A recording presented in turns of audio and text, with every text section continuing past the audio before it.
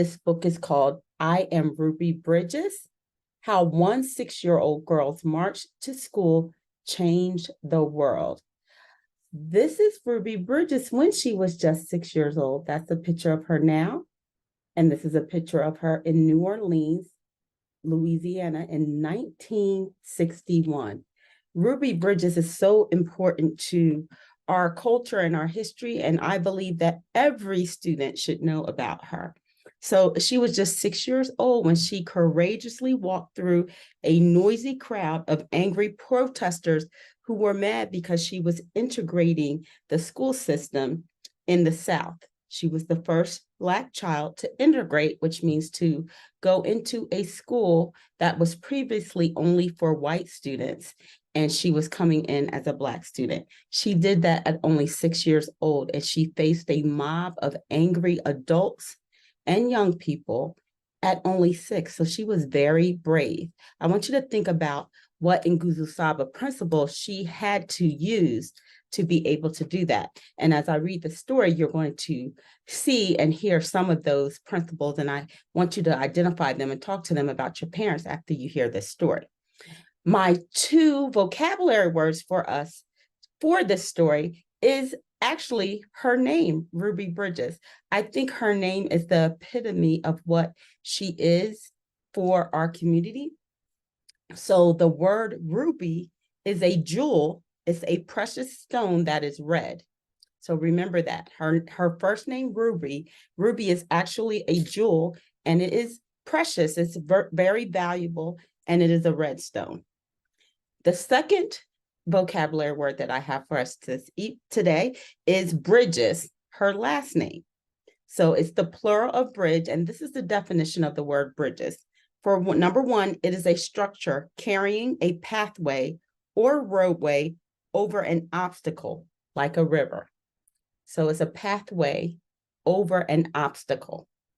The second part of the definition of the word bridges is a time, place, or means of connection or transition. A means of connection or transition, time or place. So I want you to think about those 2 words, Ruby and bridges, and the definition of those words. And I would love for you to have a conversation with your family about how Ruby Bridges actually epitomizes her name. So we're going to start off with our story. I am Ruby Bridges. When I grow up, my work will be precious. I will be a bridge. I will bridge the gap between Black and white, and hopefully between all people. I suppose some things in life are just meant to be.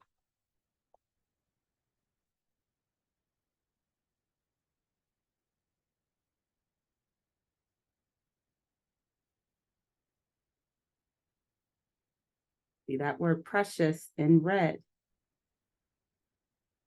And do you see what's happening in this picture? Look at the children on one side of that, and look at the children on the other side. And what is happening?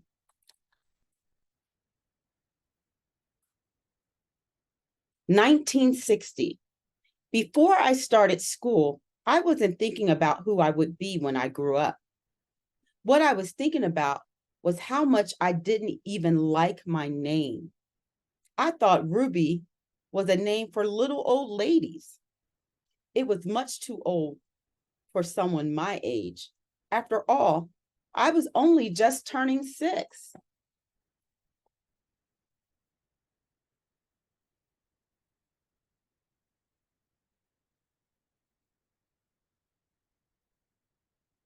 I'm told my grandmother chose this name Ruby for me.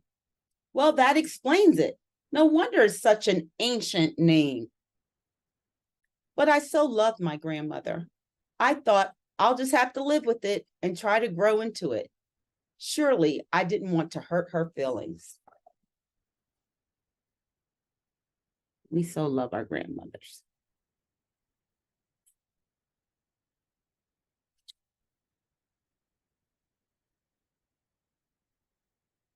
So there I was, almost 6, born in 1954. I'm told that was a very important year because of the landmark case, Brown versus Board of Education. That was when the court banned segregation in schools.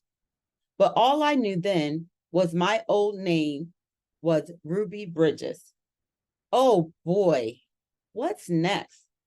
What a way to start school.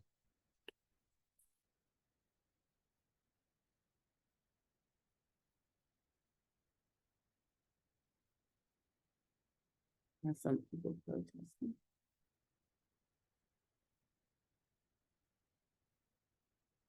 Oh, well, how bad can it be? I thought.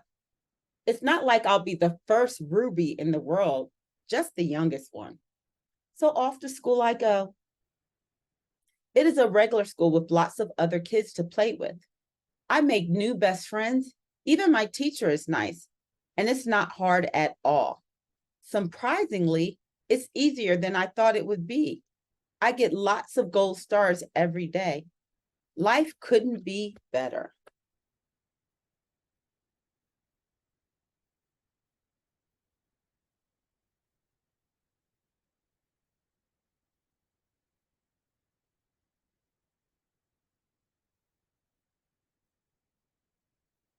Then, just as things are going really well for me, surprise, I find out my parents have decided I am switching schools to a better school, they say, with better opportunities. But first, I must take a test to get in. What are opportunities anyway? I thought.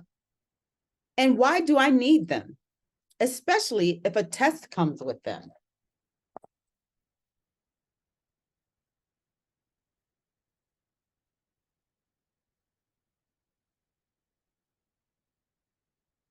That's a ruby in the middle. That's that jewel, precious stone. That's red. But then I thought I'm already getting gold stars. So how hard can it be? Besides, there's no turning back now. It's what my parents want for me. Opportunities.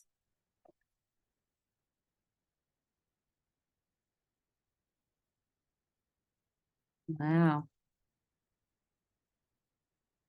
These art pictures are really powerful, and I would love for you guys to discuss those too with your parents later.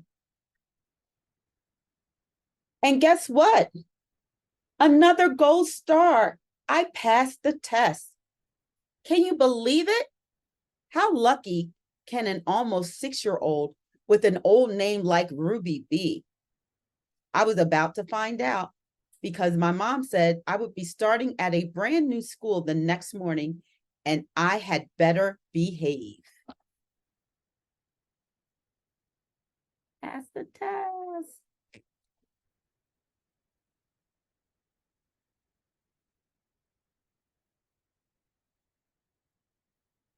First day.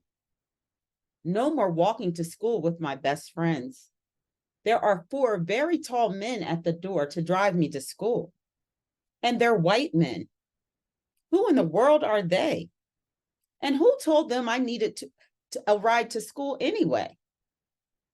Federal marshals, they tell me, sent by the President of the United States.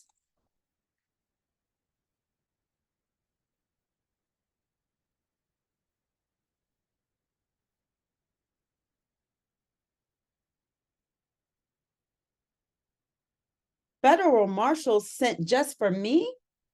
Wow, that must have been a very special test that I passed because they said I'm the first.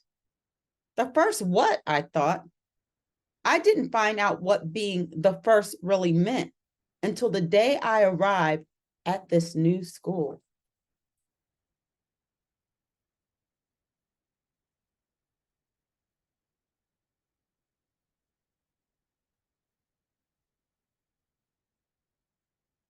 Those 4 very tall white men, they escort me into the building past lots of screaming white people who line the streets outside the school.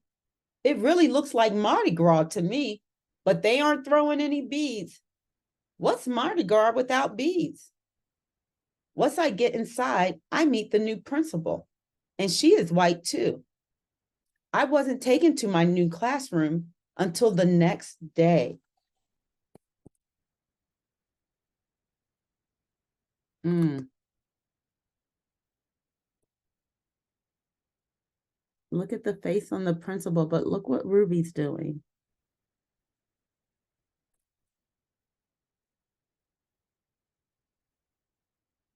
Second day. When I arrive at my classroom, my new teacher opens the door and greets me. Hi, I'm Mrs. Henry, your teacher. Come in and take a seat, she says. And aren't I surprised? Because she is also white. I never had a white teacher before. And the biggest surprise of all, I'm the only kid in the class. I didn't see any other kids at all, not one. That test must have been a lot harder than I thought.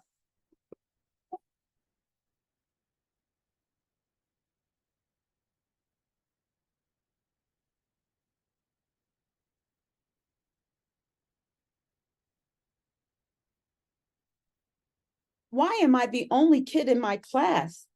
Not to mention the only kid in the whole school. And why don't I see anyone who looks like me? And then that's when it hits me.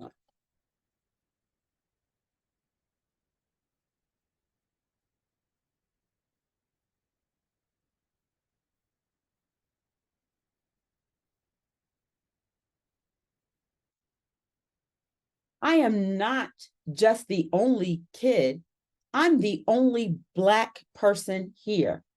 I thought maybe I am the first Black kid in this school.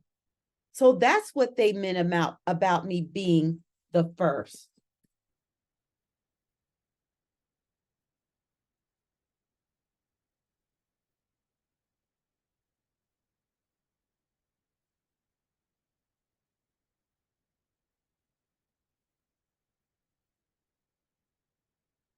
Finally, it all makes sense.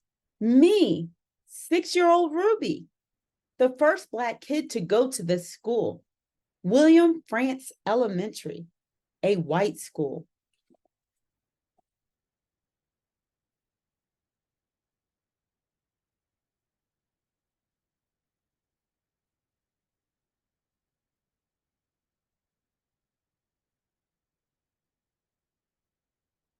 When I asked my mom, she said, yes, it was an all white school until the laws changed when Brown versus Board of Education won their case in the Supreme Court. Now all Black kids can go to any school they like alongside white kids. I, Ruby, being the first, helped to make that possible.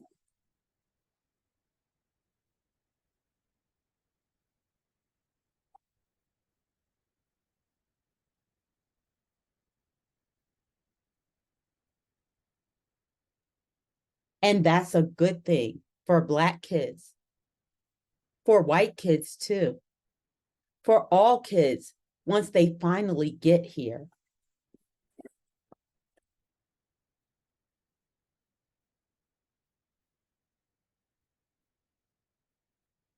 The second, the third, the fourth, the fifth, the sixth, the seventh. Maybe it's the first. I just want to know one thing. When are they coming? Because I know they are just like me. Who cares what colors we are? I'm just happy Brown versus Board made it right. School is just school, and kids are just kids. I'm sure they'll all show up soon enough. I can't wait.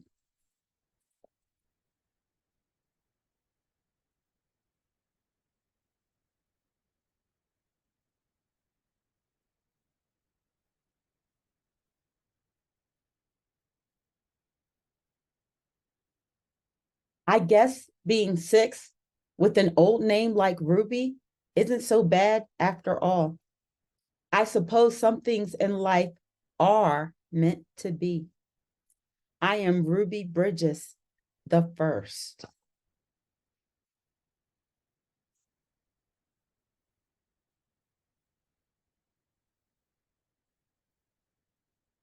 So do you remember how the bridge looked like at the beginning of the book and how it looks now?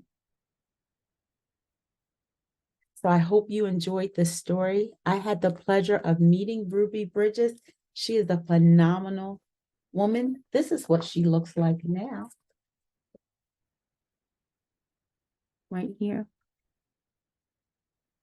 So I want you to, again, talk with your parents about our two vocabulary words, Ruby and Bridges, and how was Ruby Bridges the epitome of her name? Remember the definition and remember her name and those words. And remember that at only 6 years old, she made a huge difference and a huge impact into even how you are able to go to any school that you choose to this day. So just because you're small, you're mighty and you can do whatever you set out to do. So we want to start the year off strong with a book that I believe is going to inspire you and with a person throughout history that I just believe is so inspirational to all of us.